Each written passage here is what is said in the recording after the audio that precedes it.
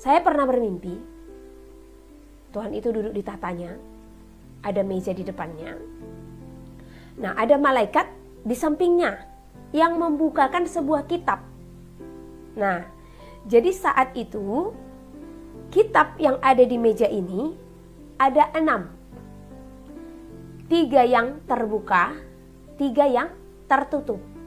1 di tangannya. Nah, kalau kita melihat dari kitab ini, berarti kitab pertama, kedua, ketiga telah dibukakan. Nah, jadi yang dipegang oleh malaikat tersebut yang pas dibacakan. Mana sorgawi? Ini zaman sudah zaman akhir zaman. Jadi apa yang akan terjadi kita harus ketahui, ya. Nah, penghakiman atas bumi sedang dilaksanakan, ya. Jadi kok Tuhan itu kejam sih, gitu ya kan? Dia tidak kejam. Kalau kita baca tentang materai yang kelima, ya, Wahyu pasal ke-6 kalau nggak salah, nanti kita buka ya. Tentang materai yang kelima. Oke, saya bukakan karena kita nggak boleh tidak membukakan, ya. Ini lintas begitu saja, namun Roh Kudus yang mengingatkan. Oke, kita buka Alkitab kita, saudara. Sekalian kita belajar, ya.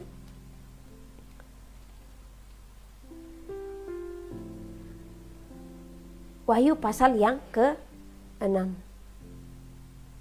Wahyu pasal ke-6, ya. Nah, ini kita akan mempelajari tentang materai. Materai pertama sampai materai yang ke-7, ya. Jadi sebelumnya saya bersaksi. Nah, ini bersaksi terus, ya. Karena memang kesaksian kita itu akan memberikan kita kekuatan dan pengertian serta pemahaman. Saya pernah bermimpi, Tuhan itu duduk di tatanya, ada meja di depannya. Nah, ada malaikat di sampingnya yang membukakan sebuah kitab. Nah, jadi saat itu kitab yang ada di meja ini ada 6. 3 yang terbuka, 3 yang tertutup. 1 di tangannya. Nah, kalau kita melihat dari kitab ini, berarti kitab pertama, kedua, ketiga telah dibukakan. Nah, jadi yang dipegang oleh malaikat tersebut yang pas dibacakan, karena dia membacakan, cuman bahasanya saya tidak mengerti, ya. Orang dia membaca saja seperti itu, saya hanya melihat gitu. Nah, jadi dari situ saya tahu kalau yang sedang dibacakan adalah materai yang keempat. Nah, saya bertanya, itu apa gitu. Nah, jadi di dalam materai keempat itu, di situ kita sedang berjalan saat ini, ya. Jadi kita sedang berjalan dalam materai yang keempat. Oke, kita baca dari ayatnya yang ke-8.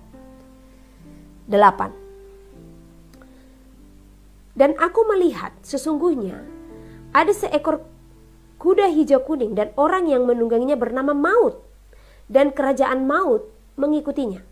Dan kepada mereka diberikan kuasa atas 1/4 dari bumi untuk membunuh dengan pedang, dan dengan kelaparan dan sampar, dan dengan binatang-binatang buas yang di bumi. Ini dari 7 tidak aku baca tadi, sorry ya. Dan ketika anak domba itu membuka materai yang keempat, aku mendengar suara makhluk yang keempat berkata, "Mari." Dan aku melihat sesungguhnya ada seekor kuda hijau kuning dan orang yang menungganginya bernama Maut. Dan kerajaan maut mengikutinya, dan kepada mereka diberikan kuasa atas 1/4 dari bumi untuk membunuh dengan pedang, dan dengan kelaparan dan sampar, dan dengan binatang-binatang buas yang di bumi. Nah, masuk ke ayat yang 9. Dan ketika anak domba itu membuka materai yang kelima. Nah, ini kelak yang akan kita hadapi, ya, materai yang kelima.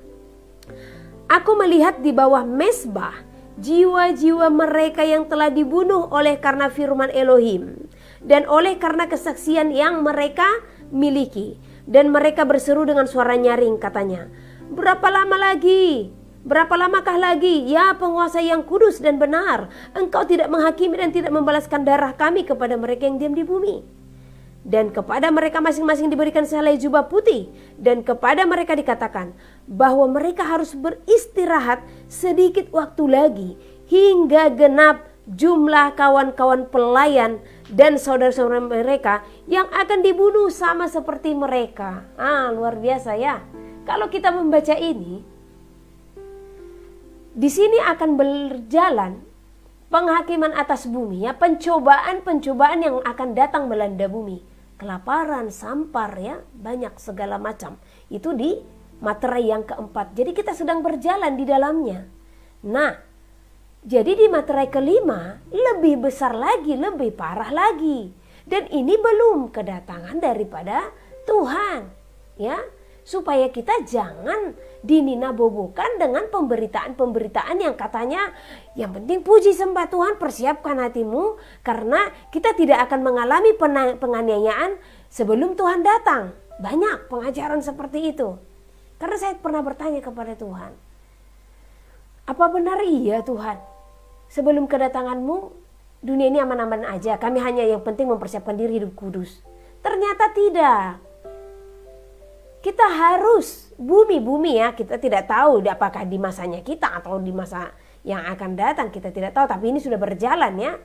Nah, tapi Tuhan katakan kalau gerejanya akan dimurnikan terlebih dahulu. Itulah tadi berbicara supaya genap dulu jumlah mereka yang akan terbunuh katanya.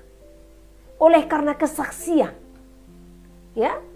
Jadi jangan heran kalau aniaya akan anak-anak Tuhan akan terjadi di muka bumi. Berarti Tuhan punya hitungan atas mereka-mereka yang akan teraniaya oleh karena kebenaran nanti. Nah, Tuhan kejam gak? Ya, kita tidak pantas untuk mengatakan dia kejam. Karena apa? Dia Tuhan. Dia di dalam pemerintahannya. Jadi kita hanya taat dan hanya tunduk akan apa yang Tuhan katakan. Ya, dia Tuhan yang menciptakan kita. Jadi suka-sukanya Tuhan ya. Yang jelas semua itu dikerjakannya untuk memurnikan setiap umat Tuhan.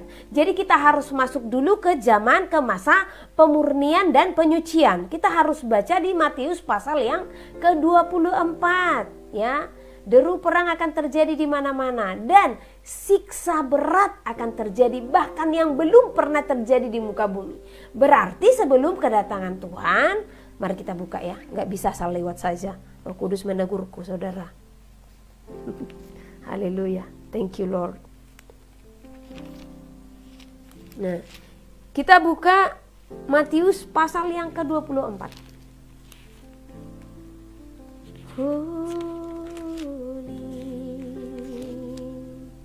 Nah, ini perikopnya khotbah tentang akhir zaman ya. Bait Elohim akan diruntuhkan. Sesudah itu Yesus keluar dari Bait Elohim lalu pergi. Maka datanglah murid-muridnya dan menunjukkan kepada bangunan-bangunan Bait Elohim. Ia berkata kepada mereka, "Kamu melihat semuanya itu? Aku berkata kepadamu, sesungguhnya tidak satupun batu di sini akan dibiarkan terletak di atas batu yang lain. Semuanya ini akan diruntuhkan."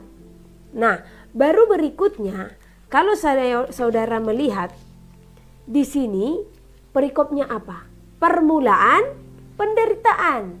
Nah, jadi mari kita kembali ke pesan Tuhan menjelang tahun 2020. Nah, saya sudah beritahukan kepada saudara. Jadi saya tidak terhutang ya. Di mana menjelang tahun 2020 Tuhan sudah katakan, anakku sampaikan kepada seluruh umatku, jikalau ini awalnya permulaan penderitaan akan dinyatakan di seluruh bumi. Nah, kita baca ayat ketiga. Ketika Yesus duduk di atas bukit Zaitun, datanglah murid-muridnya kepadanya untuk bercakap-cakap sendirian dengan dia. Kata mereka, katakanlah kepada kami, bila manakah itu akan terjadi dan apakah tanda kedatanganmu dan tanda kesudahan dunia? Jawab Yesus kepada mereka, waspadalah, supaya jangan ada orang yang menyesatkan kamu.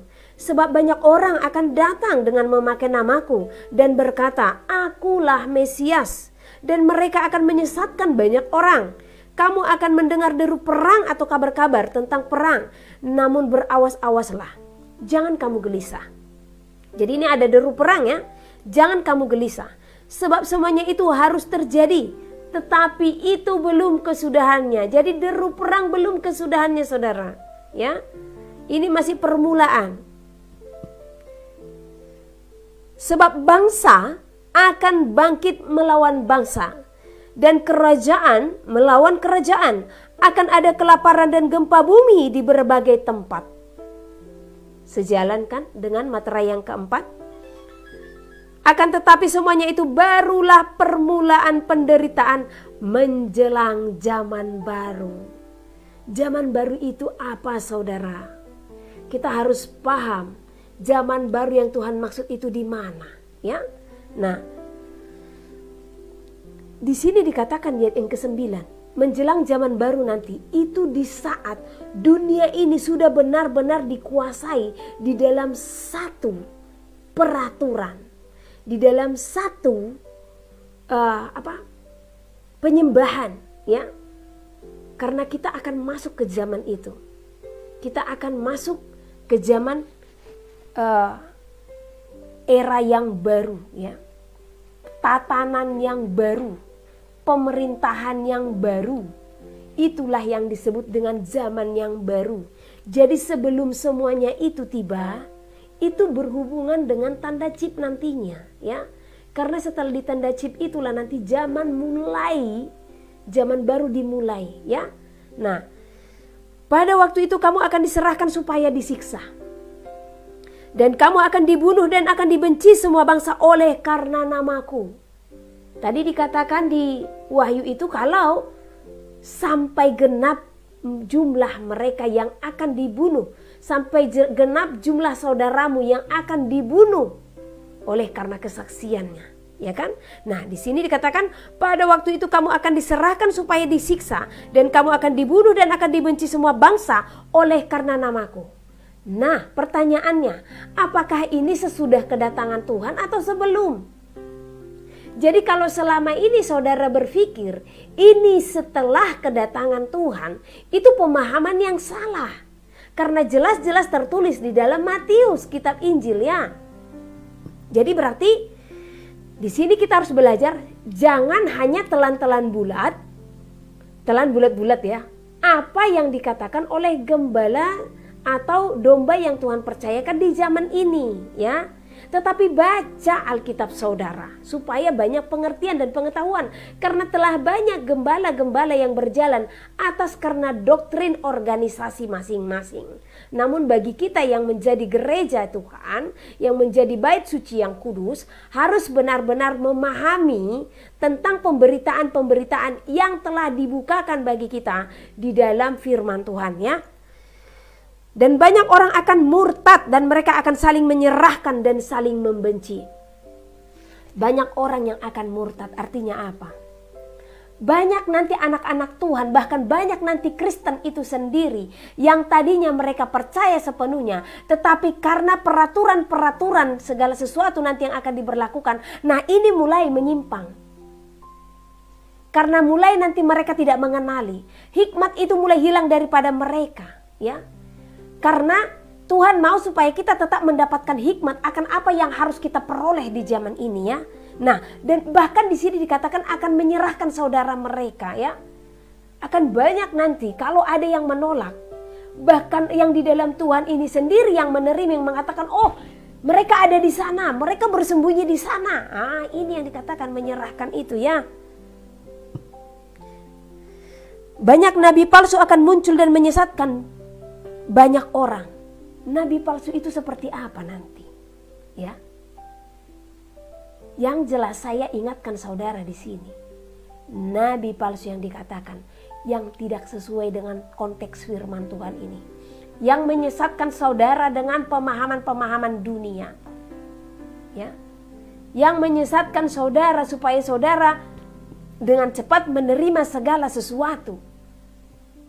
Jadi perhatikan, jangan asal menerima segala sesuatu. Tanya Tuhan. Kalau engkau tidak bisa langsung mendengar suara Tuhan itu secara audible atau melalui suara lidah atau melalui hati, tanya orang-orang pilihan Tuhan yang Tuhan pakai di dalam karunia-karunia kenabian. Itu yang Tuhan pakai di zaman ini, ya. Nasihat bahkan itu tidak kita dapatkan dari para imam dan para tua-tua. Kenapa? Kenapa orang yang bijak-bijak sana ini di dalam dunia? Kenapa orang yang berhikmat di dalam dunia ini? Kita tidak akan mendapatkan nasihat dari mereka di akhir zaman. Karena salahnya posisi mereka selama ini yang menempatkan posisi mereka yang tertinggi di dalam segala jawatan. Sebab Tuhan mau kelima jawatan harus berdiri, harus ada yang menasihati antara yang satu dengan yang lain. Tetapi di zaman ini yang berdiri hanya satu, yaitu hanya gembala di dalam dunia ya. Kalau gembala di dalam surga yaitu kekal ya. Nah, jadi karena dia merasa dia yang paling benar, dia yang harus didengarkan, makanya hikmat Tuhan ini akan tertolak. Karena sudah lebih besar pikirannya, sudah lebih besar keakuannya. Gitu ya. Nah, itulah makanya Tuhan tidak memakai mereka di akhir zaman ini. Tapi bagi mereka yang selalu merasa mereka yang benar dengan apa yang mereka terima. Karena banyak juga bahkan mereka bernubuat gitu. Tetapi tidak semua orang yang bernubuat akan mendapatkan wahyu. Wahyu itu hanya akan Tuhan berikan kepada orang-orang yang dipakai sebagai penyambung lidah antara Tuhan dengan umatnya. Ya, nubuat itu banyak disampaikan kepada hamba-hambanya. Tetapi kalau pewahyuan yang secara spesifik itu hanya akan Tuhan berikan kepada yang Tuhan percayakan di dalam karunia kenabian. Nah, tetapi banyak kita lihat gembala mengabaikan karunia kenabian, padahal sangat dibutuhkan di dalam pelayanan untuk menyelidiki segala sesuatu dan untuk memberitahukan apa yang sedang terjadi di muka bumi supaya domba-domba ini tidak tersesat. Ya. Jadi kalau diantara kita yang mendengarkan ini ada gembala atau gembala lah tepatnya, tolong ya supaya lebih peka lagi dengan apa yang Tuhan kerjakan dalam karunia-karunia roh di dalam pelayanan masing-masing. Kalau Tuhan pakai karunia kenabian, dukung mereka, ya. Karena itu yang kita butuhkan di akhir zaman, suara Tuhan. Karena itu akan dikerjakan, secara audible akan dikerjakan. Kalau ada yang menyangkal ya terserah mereka lah, ya kan gitu kan. Nah, oke. Banyak nabi palsu dan karena makin bertambahnya kedurhakaan, maka kasih kebanyakan orang akan menjadi dingin. Nah, yang kita tahu kasih semakin dingin itu sebelum kedatangan Tuhan, ya toh. Nah, tetapi orang yang bertahan sampai kepada kesudahannya akan selamat. Dan Injil kerajaan ini akan diberitakan di seluruh dunia menjadi kesaksian bagi semua bangsa. Sesudah itu barulah tiba kesudahannya. Jelas? Sesudah itu, sesudah siksaan itu, sesudah segala kejadian itu, sesudah orang-orang kudusnya benar-benar terbunuh, barulah kesudahannya. Nah, jadi saudara nanti bisa lanjut di ayat yang ke-15, saya hanya baca perikopnya ya. Di sini dikatakan siksaan yang berat dan mesias-mesias palsu. Berikutnya kedatangan anak manusia, perumpamaan tentang pohon ara. Nah, disinilah dikatakan di ayat ke-29. Jadi siksaan berat tadi ini adalah siksaan yang belum pernah terjadi di muka bumi. Berarti akan kita alami siksaan-siksaan yang berat. Bahkan di sini dicatat belum pernah terjadi di muka bumi. Berarti lebih berat dari penyiksaan yang dilakukan oleh Saulus zaman dahulu ya. Jadi siap-siap, persiapkan dirimu akan hal itu ya. Jangan takut, ini harus kita hadapi ya. Jangan sekarang di saat dipaksakan untuk menerima segala sesuatu. Aduh gimana ini bu, nanti aku gak bisa kerja, nanti aku begini, nanti aku begitu. Lah, ini masa training. Kenapa harus takut? Jangankan gak bisa kerja, kalau menolak, hari itu di saat itu sudah benar-benar ketetapan daripada chip itu, membeli dan menjual pun gak bisa. Dengan kata lain, mati kelaparan, ya kan? Tapi harus mempersiapkan diri. Ya kalau memang harus mati untuk kemuliaan Tuhan, ngapain takut? Tubuh ini saja yang akan binasa. Jadi jangan menyayangkan segala apa yang kamu punya. Kalau itu memang benar-benar melanggar dari apa yang Tuhan firmankan. Nah, ini saudara kita digiring untuk seperti masa percobaan, ya. Karena tanda chip itu akan datang. Oke, nanti kita bahas ke sana. Nah, di sini lagi dikatakan kedatangan anak manusia perumpamaan tentang pohon ara. Jadi sebelumnya akan ada siksaan yang berat sebelum kedatangan anak manusia. Nah, ayat ke-29. Segera sesudah siksaan pada masa itu. Jadi segera sesudah siksaannya, matahari akan menjadi gelap dan bulan tidak bercahaya. Dan bintang-bintang akan berjatuhan dari langit dan kuasa-kuasa langit akan tergoncang. Pada waktu itu akan tampak tanda anak manusia di langit dan semua bangsa di bumi akan meratap dan mereka akan melihat anak manusia itu datang di atas awan-awan di langit dengan segala kekuasaan dan kemuliaannya. Dan ia akan menyuruh keluar malaikat-malaikatnya dengan meniup sangkakala yang dahsyat bunyinya, dan mereka akan mengumpulkan orang-orang pilihannya dari keempat penjuru bumi, dari ujung langit yang satu ke ujung langit yang lain.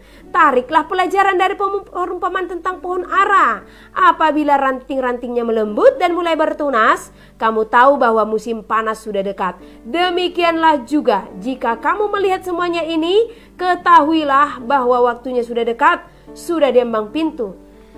Aku berkata kepadamu, sesungguhnya angkatan ini tidak akan berlalu sebelum semuanya ini terjadi. Langit dan bumi akan berlalu, tetapi perkataanku tidak akan berlalu.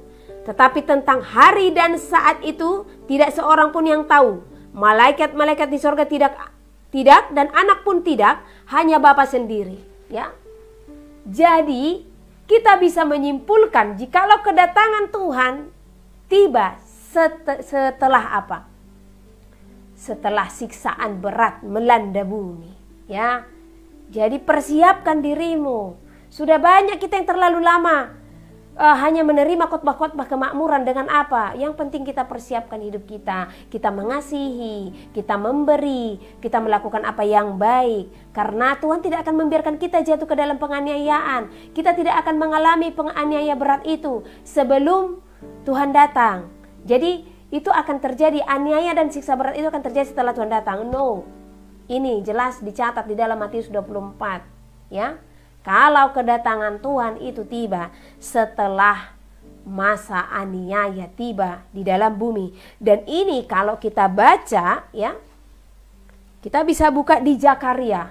Tadi dikatakan di sini, matahari akan menjadi gelap dan bulan tidak bercahaya. Nah, ini ada di Matius, di Wahyu tadi, ya, di Wahyu pasal ke-6 itu. Baca semua. Ini ada, ya. Nah, jadi kita tahu di materai keberapa Tuhan datang. Karena ini ada pemberitaannya, ini ada di Wahyu pasal yang ke-6 tadi. Dilanjut nanti ke Wahyu pasal yang ke-7, ke-8 dan seterusnya, ya. Nah, saya juga kembalikan kita ke Zakaria. Di Zakaria pasal yang ke-13. Ini sepertinya mengalir saja, ya. Topik saya tadi Yesaya. Nah, di Zakaria pasal ke-13 ayat yang ke-7. Di sini perikopnya, pedang menimpa umat baru. Nah, umat baru itu siapa? Nah, kita, ya. Hai pedang, bangkitlah terhadap gembalaku. Luar biasa kan?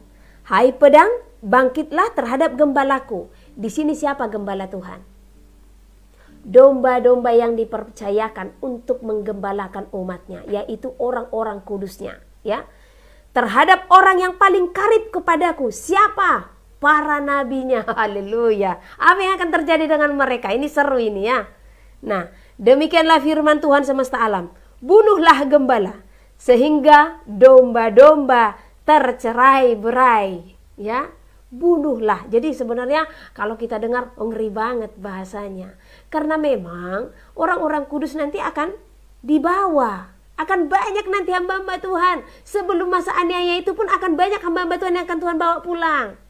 Jadi dari sekarang aku sampaikan kepada saudara, jangan kaget jikalau tiba-tiba ada yang kita kenal, hamba-hamba Tuhan, tiba-tiba mati gitu, ya kan. Nah, ini dengan pedang itu. Dengan pedang. Pedang itu bukan pedang manusia, ya. Jadi Tuhan itu sendiri yang menyatakannya, ya. Nah, jadi kalau ada hamba-hamba Tuhan atau para karunia-karunia nabi yang tiba-tiba meninggal di zaman ini, jangan kaget. Yang ada kita yang masih tertinggal, kita harus katakan, wow, ini sepertinya sudah sangat nyata. Sudah sangat jelas gitu. Orang-orang kudusnya, karena dikatakan kan sampai genap jumlah saudaramu yang akan terbunuh karena kesaksian.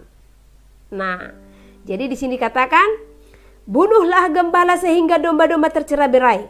Aku akan mengenakan tanganku terhadap yang lemah. Maka di seluruh negeri demikianlah firman Tuhan, 2/3 daripadanya akan dilenyapkan. Hati-hati ya. 2/3 daripadanya akan dilenyapkan, mati binasa, tetapi 1/3 daripadanya akan tinggal hidup. Ini berbicara apa? Manusia akan tinggal sedikit di muka bumi. Ini akan banyak kejadian-kejadian melalui penghakiman-penghakiman, pencobaan-pencobaan di muka bumi. Banyak kematian-kematian, ya. Jadi jangan heran, ini masanya telah dimulai. Jumlah manusia akan semakin sedikit, ya. Aku akan menaruh yang 1/3 itu ke dalam api dan memurnikan mereka seperti orang memurnikan perak.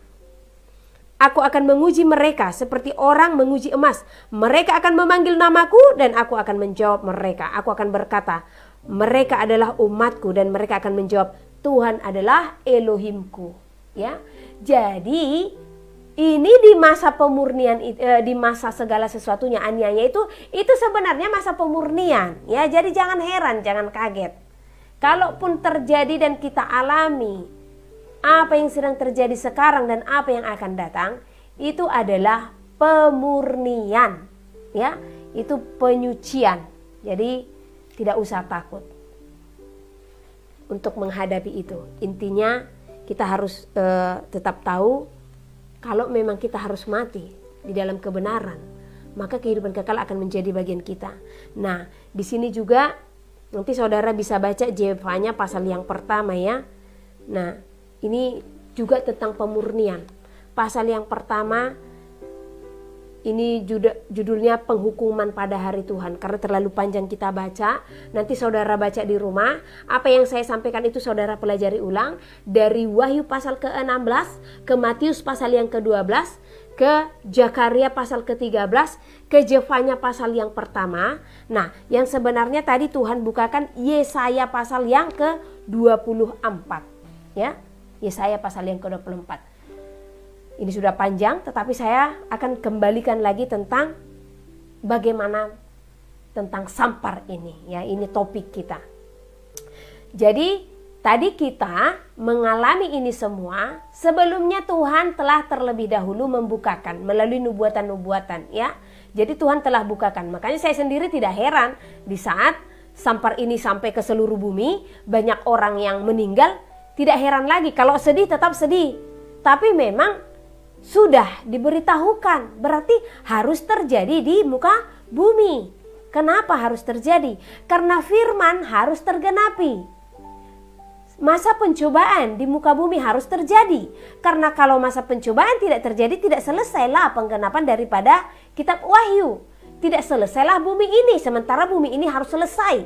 Nah, jadi ini kita sudah masuk di mana zaman akhir zaman ini. Bumi ini akan segera digulung, ya. Nah, jadi sebelum bumi ini digulung, terjadilah segala sesuatu. Apakah hanya akan sampar saudara? Oh tidak, masih banyak lagi.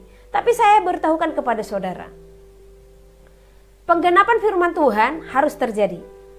Namun melalui apa kita harus tahu. Nah, kalau kita lihat di zaman ini, ya, dengan sampar ini, saudara pernah nggak bertanya-tanya, itu apa Tuhan turunkan dari sorga seperti itu penyakit? Tidak. Tuhan tidak akan memakai tangannya untuk mencobai umatnya, ya. Nah, jadi apakah itu turun dari muka bumi? Tidak. Tetapi melalui apa dan siapa? Nah, di sini kita harus berhikmat menghadapi. Di saat pencobaan datang ke dalam bumi, maka kita jangan jatuh ke dalam pencobaan itu dengan kita jadi kecewa, ya. Dengan kita jadi takut. Jangan takut. Saudara harus kuat. Kalaupun memang harus kena COVID dan mati karena COVID, saya katakan dibandingkan nanti kena aniaya, bagus sekarang saudara pulang karena COVID ini, ya kan? Karena apa? Aniaya berat nanti, saudara dikejar-kejar.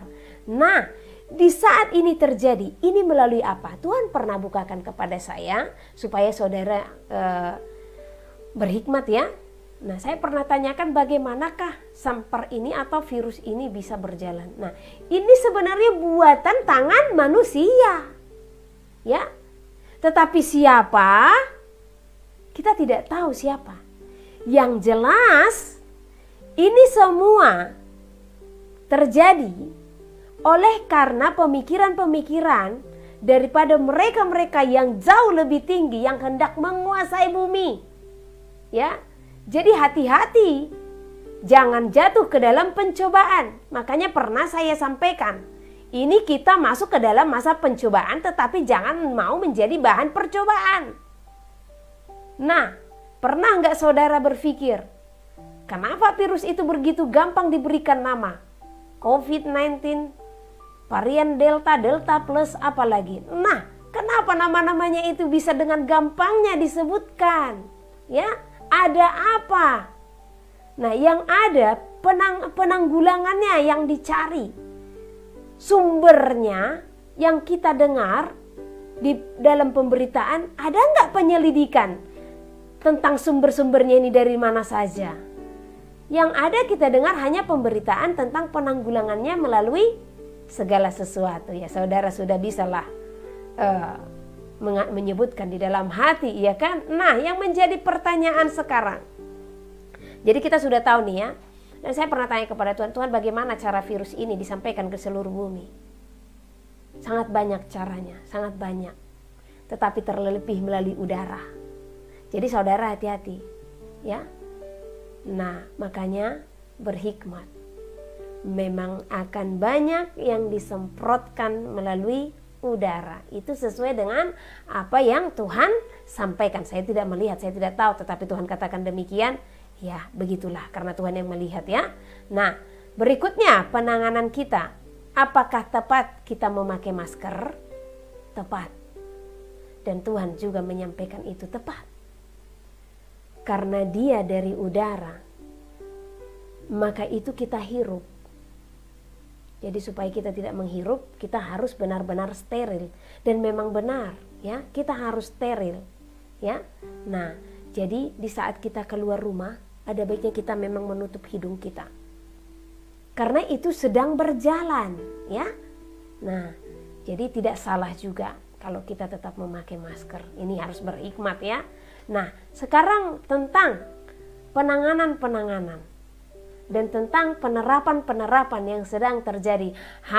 Di sini dulu sebelum penerapan itu dilakukan, saya pernah bermimpi dan saya sudah sampaikan kesaksian sebelumnya. Itu sekitaran bulan 3 2020.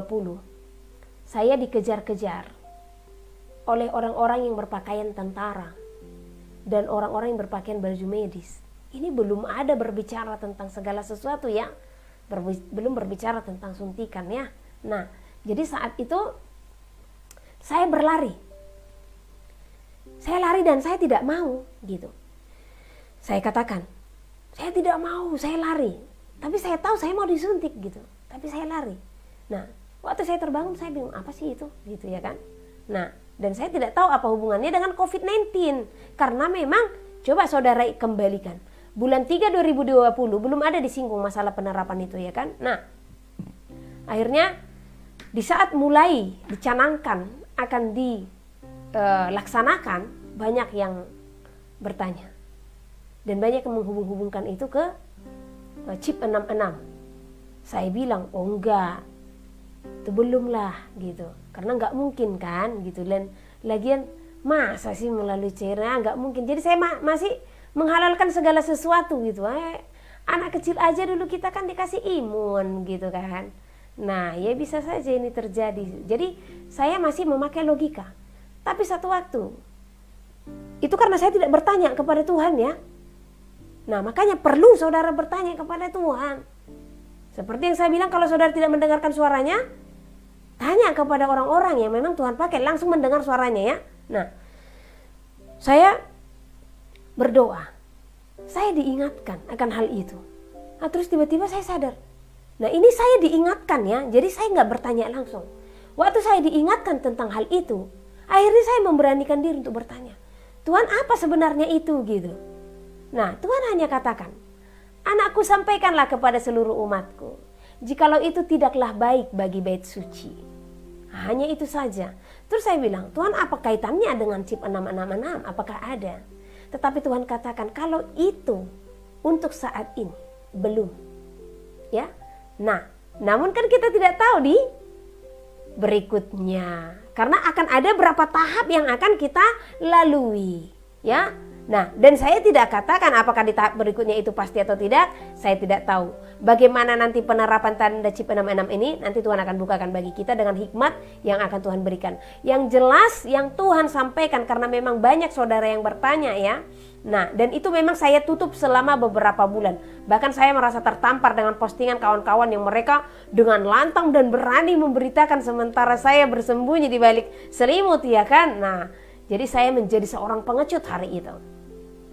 Saya hanya memberitahukan sedikit, tapi saya tidak membukakan banyak, sementara banyak yang saya ketahui gitu. Nah, jadi saya tanya Tuhan, kenapa Tuhan? Itu tidak akan baik bagi bait suci. Dan yang Tuhan bukakan akan berefek. Dan efeknya ini bukan dalam jangka waktu yang dekat yang akan kita terima, tetapi akan berefek setelah hitungan tahun, bahkan akan ada setelah 2 tahun atau 3 tahun atau berikutnya. Itu yang Tuhan sampaikan efeknya gitu ya kan. Nah, jadi disitulah saya Tuhan gimana ini gitu ya kan, pergumulan besar. Pada akhirnya saya bermimpi. Saya bermimpi ada seorang anak gadis berteriak-teriak, jangan terima suntikan itu, jangan terima suntikan itu. Wow, apa ini gitu. Akhirnya saya berdoa. Di waktu saya berdoa, Tuhan katakan, anakku, bukankah aku telah berfirman kepadamu? Bukankah engkau telah mengetahui kebenaran?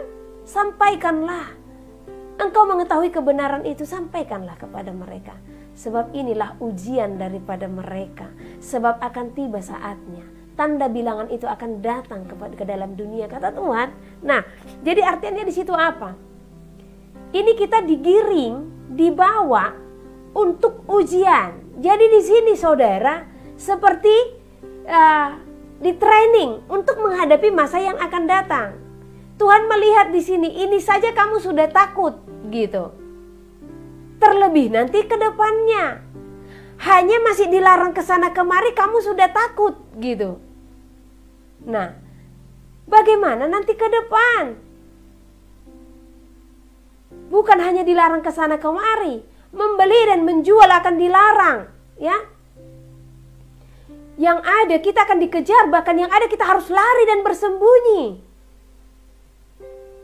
Jadi di mana kita yang beriman? Ini aja kayak kemarin, Kak, dulu dia katakan, oh kalau dilarang nggak bisa kemana-mana, oke nggak masalah itu bagiku, Kak, katanya biarkan aku di sini. Tapi kemarin dia nelpon, gimana itu gini. Wah, segitu aja imanmu, kamu sudah takut. Gimana nanti karena kita akan menghadapi aniaya? Belum lagi jari-jari tangan kita ini harus dipotong, saya sampai katakan demikian ya. Belum lagi kita nanti akan dipukuli. Nah, jadi ini aja kita sudah menyangkal, ini saja kita sudah tidak berani. Jadi selidiki iman saudara ya. Nah, supaya kita tetap diselamatkan. Tetapi percayalah, karena ini belum masanya, tapi menuju masanya. Tapi bukan berarti saya katakan ini belum, saudara jadi berleha-leha. Kita tidak tahu, entah itu bisa saja dalam waktu sebulan, 2 bulan, kita tidak tahu ya. Jangan karena saya katakan belum, oh berarti masih ada 10 tahun lagi, masih bisa saya bersantai-santai. Oh jangan. Saya katakan di pertama kedua ini oke, aman. Dan itu pun sebenarnya sudah tidak aman ya, secara fisik sudah tidak aman ya. Nah, apalagi berikutnya, dan yang lebih luar biasanya ya. Kenapa harus lebih daripada sekali? Dan kenapa harus dipaksakan? Bukankah saudara nggak bertanya-tanya? Saya buka artikel-artikel dari luar negeri. Banyak loh mereka yang tidak menerima, banyak ya. Apalagi kita yang mempunyai hak asasi ya. Jadi jangan hanya melihat, tapi memang akan banyak yang akan ditutup ya. Di sini Saudara harus bersekutu kepada Tuhan, benar-benar biarkan informasi itu saudara terima hanya daripada Tuhan ya. Karena media akan menutup segala sesuatunya, tidak akan membukakan. Saya sih prinsipnya ini saja. Tuhan katakan tidak baik bagi bait suci. Saya tidak mau sesuatu yang saya tidak ketahui akan masuk ke dalam tubuh saya ya. Nah, dan berikut Tuhan katakan akan ada gelombang panas di seluruh penjuru bumi. Pemanasan global akan terjadi ya. Pemanasan global akan terjadi. Nah, apa hubungannya dengan segala sesuatu yang penerapan itu, saudara? Saya tanya Tuhan, kenapa Tuhan? Apa sih sebenarnya hubungannya tentang pemanasan global dengan apa yang diterapkan saat ini, gitu. Jadi Tuhan bukakan sel-sel darah kita ini, jaringan-jaringan tubuh kita ini benar-benar dibentuk oleh Tuhan itu sendiri ya. Jadi kalau ada sesuatu yang masuk ke dalam tubuh kita yang tidak kita kenali, bahkan penelitiannya tidak maksimal 100%, bahan kita ini akan menjadi percobaan. Nah, satu hal di saat Tuhan katakan itu tidak baik, tandanya sangat simpel. Kalau itu baik ya, di sini makanya hamba Tuhan harus berhikmat. Kalau itu baik tidak akan ada korban. Pertanda itu tidak baik hanya sebagai uji coba, maka akan ada korban.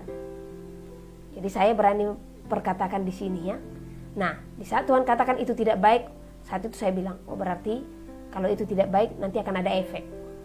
Yang cepatlah dulu ya, janganlah dulu seperti yang Tuhan katakan nanti ini akan ada efek, imun akan semakin lemah di tahun-tahun berikutnya ya. Jadi saya juga tidak akan heran kalau seandainya nanti ini semua akan terjadi bisul atau cacar yang tiba-tiba, saya tidak heran lagi ya kan. Nah, jadi saat Tuhan katakan kalau ini tidak baik, saya minta tanda gitu. Ternyata benar ya. Kalau itu baik, Tuhan katakan bagi bait suci artinya tubuh kita secara jasmani lah dulu ya. Kalau itu baik bagi tubuh kita secara jasmani, itu akan berbicara global. Artinya tidak ada korban, ya, tidak menjadi percobaan. Yang cocok oke, yang nggak cocok game over. Nah, waktu saya mendengar berita itu, oh benar. Disitulah yang menguatkan dan meneguhkan hati saya dan menyampaikan bagi kita. Amsal pasal 12. Siapa mencintai didikan, mencintai pengetahuan, tetapi siapa membenci teguran adalah dungu. Orang baik dikenan Tuhan, tetapi si penipu dihukumnya. Orang tidak akan tetap tegak karena kefasikan, tetapi akar orang benar tidak akan goncang. Istri yang cakap adalah mahkota suaminya, tetapi yang membuat malu adalah seperti penyakit yang membusukkan tulang suaminya. Rancangan orang benar adalah adil, tujuan orang fasik memperdaya. Perkataan orang fasik menghadang darah, tetapi mulut orang jujur menyelamatkan orang. Orang fasik dijatuhkan sehingga mereka tidak ada lagi, tetapi rumah orang benar berdiri tetap. Setiap orang dipuji seimbang dengan akal budinya, tetapi orang yang serong hatinya akan dihina. Lebih baik menjadi orang kecil tetapi bekerja untuk diri sendiri daripada berlagak orang besar tetapi kekurangan makan. Orang benar memperhatikan hidup hewannya, tetapi belas kasihan orang fasik itu kejam. Siapa mengerjakan tanahnya akan kenyang dengan makanan, tetapi siapa mengejar barang yang sia-sia tidak berakal budi. Orang fasik mengingini jala orang jahat, tetapi akar orang benar mendatangkan hasil. Orang jahat terjerat oleh pelanggaran bibirnya, tetapi orang benar dapat keluar dari kesukaran. Setiap orang yang dikenyangkan dengan kebaikan oleh karena buah perkataan, dan orang mendapat balasan daripada yang dikerjakan tangannya. Jalan orang bodoh lurus dalam anggapannya sendiri, tetapi siapa mendengarkan nasihat, ia bijak. Bodohlah yang menyatakan sakit hatinya seketika itu juga, tetapi bijak yang mengabaikan cemooh.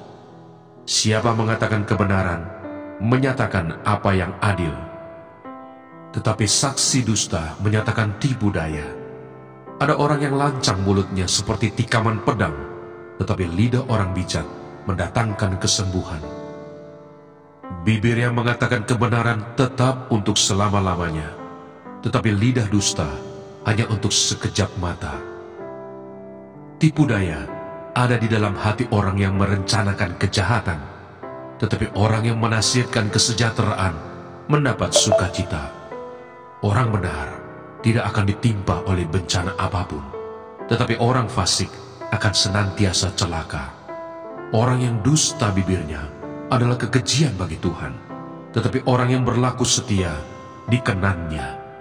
Orang yang bijak menyembunyikan pengetahuannya, tetapi hati orang bebal menyeru-nyerukan kebodohan. Tangan orang rajin memegang kekuasaan, tetapi kemalasan mengakibatkan kerja paksa. Kekhawatiran dalam hati membungkukkan orang, tetapi perkataan yang baik menggembirakan dia. Orang benar mendapati tempat penggembalaannya, tetapi jalan orang fasik menyesatkan mereka sendiri. Orang malas tidak akan menangkap buruannya, tetapi orang rajin akan memperoleh harta yang berharga. Di jalan kebenaran terdapat hidup, tetapi jalan kemurtatan menuju maut. Amsal pasal 13. Anak yang bijak mendengarkan didikan ayahnya, tetapi seorang pencemooh tidak mendengarkan hardikan. Dari buah mulutnya seseorang akan makan yang baik, tetapi nafsu seorang pengkhianat ialah melakukan kelaliman. Siapa menjaga mulutnya memelihara nyawanya. Siapa yang lebar bibir akan ditimpa kebinasaan. Hati si pemalas penuh keinginan, tetapi sia-sia, sedangkan hati orang rajin diberi kelimpahan. Orang benar benci kepada dusta, tetapi orang fasik memalukan dan memburukkan diri. Kebenaran menjaga orang yang saleh jalannya, tetapi kefasikan mencelakakan orang berdosa.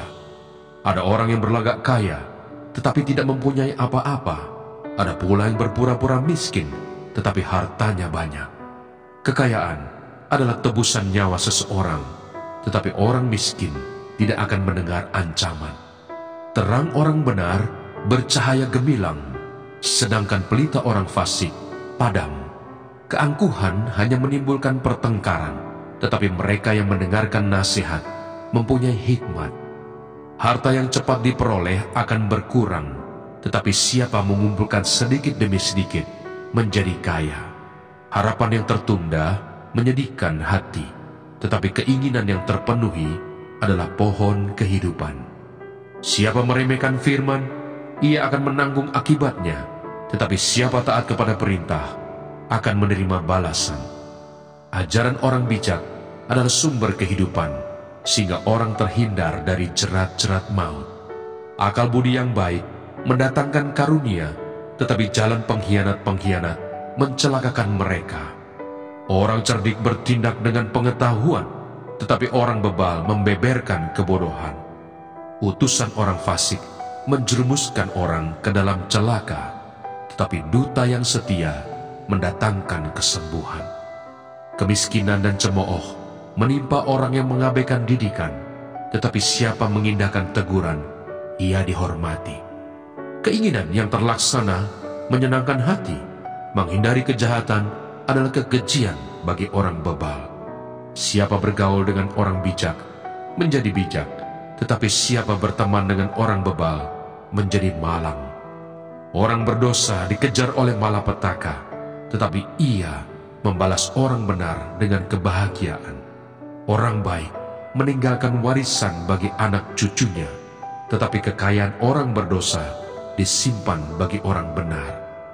Huma orang miskin menghasilkan banyak makanan, tetapi ada yang lenyap karena tidak ada keadilan.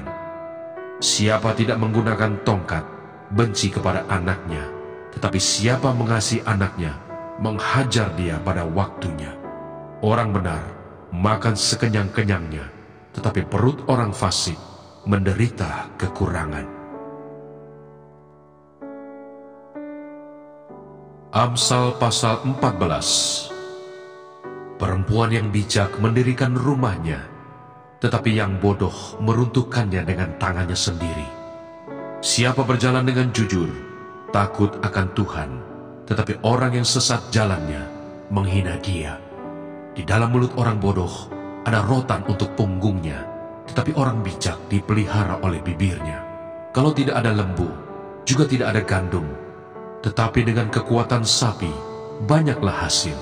Saksi yang setia tidak berbohong, tetapi siapa menyembur-nyemburkan kebohongan adalah saksi dusta.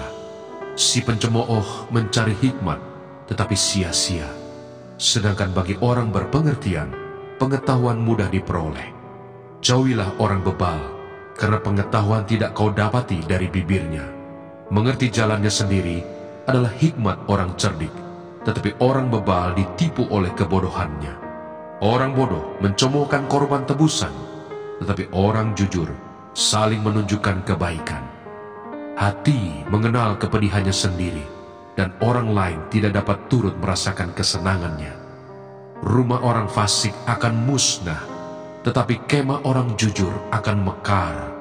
Ada jalan yang disangka orang lurus, tetapi ujungnya menuju maut. Di dalam tertawa pun hati dapat merana, dan kesukaan dapat berakhir dengan kedukaan. Orang yang murtad hatinya menjadi kenyang dengan jalannya, dan orang yang baik dengan apa yang ada padanya.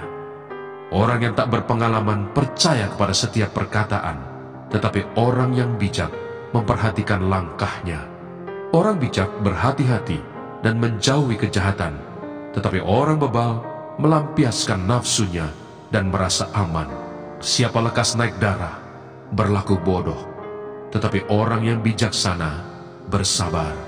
Orang yang tak berpengalaman mendapat kebodohan, tetapi orang yang bijak bermahkotakan pengetahuan. Orang jahat tunduk di dekat orang baik, orang fasik di depan pintu gerbang orang benar. Juga oleh temannya, orang miskin itu dibenci, tetapi sahabat orang kaya itu banyak. Siapa menghina sesamanya, berbuat dosa, tetapi berbahagialah orang yang menaruh belas kasihan kepada orang yang menderita. Tidak sesatkah orang yang merencanakan kejahatan, tetapi yang merencanakan hal yang baik memperoleh kasih dan setia. Dalam tiap jerih payah ada keuntungan, tetapi kata-kata belaka mendatangkan kekurangan saja. Mahkota orang bijak adalah kepintarannya, tajuk orang bebal adalah kebodohannya. Saksi yang setia menyelamatkan hidup, tetapi siapa menyembur-nyemburkan kebohongan adalah pengkhianat. Dalam takut akan Tuhan ada ketenteraman yang besar, bahkan ada perlindungan bagi anak-anaknya. Takut akan Tuhan adalah sumber kehidupan, sehingga orang terhindar dari jerat maut. Dalam besarnya jumlah rakyat terletak kemegahan raja, tetapi tanpa rakyat runtuhlah pemerintah. Orang yang sabar besar pengertiannya, tetapi siapa cepat marah membesarkan kebodohan. Hati yang tenang menyegarkan tubuh, tetapi iri hati membusukkan tulang. Siapa menindas orang yang lemah menghina penciptanya, tetapi siapa menaruh belas kasihan kepada orang miskin memuliakan dia. Orang fasik dirobohkan karena kejahatannya, tetapi orang benar mendapat perlindungan karena ketulusannya. Hikmat tinggal di dalam hati orang yang berpengertian, tetapi tidak dikenal di dalam hati orang bebal. Kebenaran meninggikan derajat bangsa, tetapi dosa adalah noda bangsa. Raja berkenan kepada hamba yang berakal budi, tetapi kemarahannya menimpa orang yang membuat malu.